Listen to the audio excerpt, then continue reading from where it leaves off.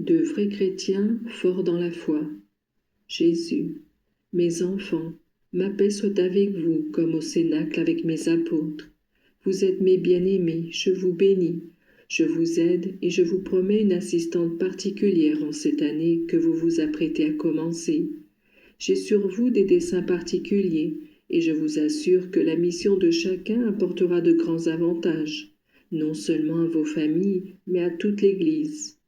L'ardeur avec laquelle vous vous engagez à passer une nuit en prière, alors que le monde ne pense qu'à faire bombance et pécher, cette ardeur m'émeut, au point que je veux vous accorder des grâces particulières.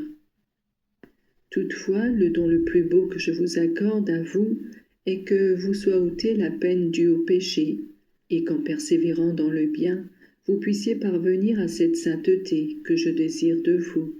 Avant la fin de cette nuit, à chacun et à tous, je donnerai un petit programme de vie.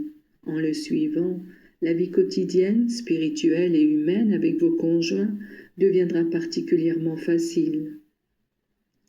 Abandonnez-vous avec joie entre les bras de ma maman et ne craignez jamais de m'ôter quelque chose, même si vous tournez continuellement vers elle vos pensées et votre prière.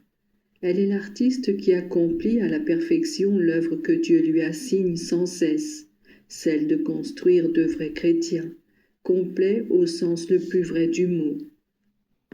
Des chrétiens, c'est-à-dire mes disciples qui mènent une vie de cohérence entre leurs pensées et leurs œuvres. Des chrétiens qui n'aient jamais honte de moi, qui les ai appelés à la vie des chrétiens, forts dans la foi qu'ils ont reçue, disposés à sacrifier leur vie plutôt que de perdre la foi, dont je leur ai fait largesse. Merci, mes enfants. Je vous souhaite et vous aide à passer une année de grâce. La prière est le suave parfum d'encens qui monte vers le trône de Dieu et lui donne la preuve de votre soumission et de votre humilité. Il vous met ainsi dans la condition de l'enfant affectionné qui s'adresse à son Père et réclame son aide dans tous ses besoins. C'est aussi l'attitude déférente du serviteur qui se met au service de son maître ou du sujet qui veut combattre pour la défense de son roi. La prière ne dégrade ni n'avilit l'homme, car elle le met en communication avec son Dieu. Il faudrait connaître la grandeur de Dieu pour pouvoir comprendre quel honneur il vous fait en vous écoutant. Si les prières expriment les pensées de l'esprit et les sentiments du cœur de la manière que je t'ai dite, elles sont un moyen de prier, car elles sont les formules que l'Église a mises à ta disposition pour t'aider.